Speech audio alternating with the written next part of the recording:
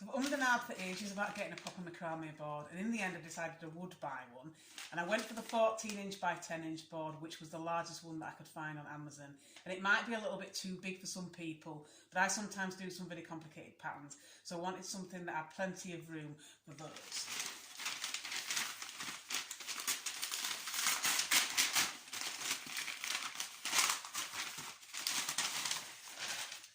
So that is what I got.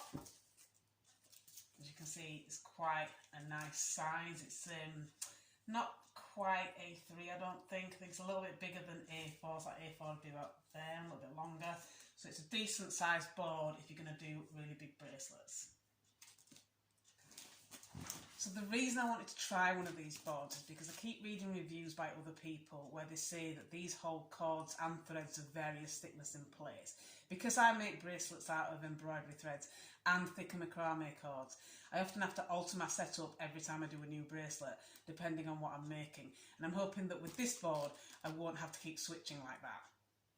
So the board does have a nice sturdy feel to it, but it's also a bit flexible as well and quite soft to the touch. So it feels like it won't become uncomfortable when you're working on it, especially if you're keeping it on your knee.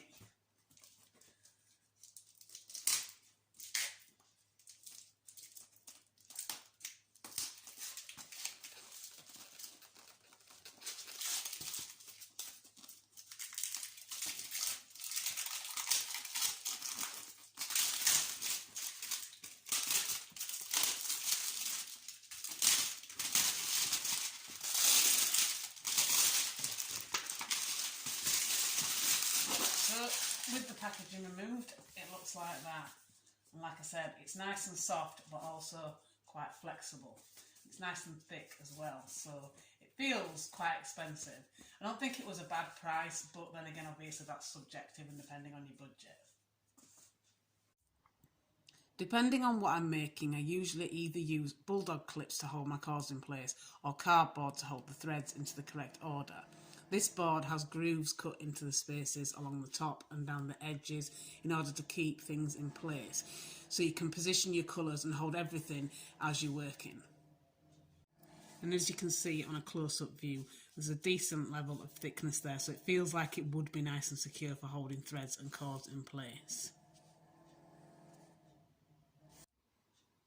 So I'm going to do another video to show my updated setup, since it is one of my most frequently asked questions. But to conclude this one with the grooves and the cords, I'm going to demonstrate putting various thicknesses through these.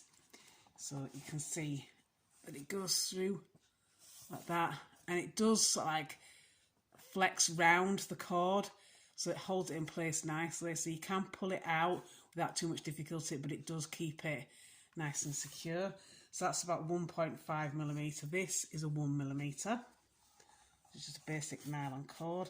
And again, I feel it does hold it quite nicely in place. You can see that I can pull it out, but it doesn't come out too easily when you're not pulling on it. And this is just regular embroidery thread. Again, just going to attach this with the grooves. And yet again, this is nice and secure, I think, without being too tight. So it's a nice balance, and it is lovely and soft to feel, and yet does feel like it holds the threads in place. So hopefully this is going to be perfect for what I want it for. So one of the things I do like about this board is that it has measurements written across it and working downwards. So wherever you are at the point in your bracelet pattern or necklace or whatever you're making, this one would be actually quite good for necklaces because it's nice and big as well. So it should accommodate the length of a necklace without having to readjust, which I often do on smaller boards. This will allow you to make the whole thing and know exactly what measurement you're at and how long it is, and also how wide it is. So it is really nice for making a variety of sizes. It might be a little bit difficult if you're making something shorter, but I always find that you can just add something at the end to hold something tight if your cords aren't going to be long enough.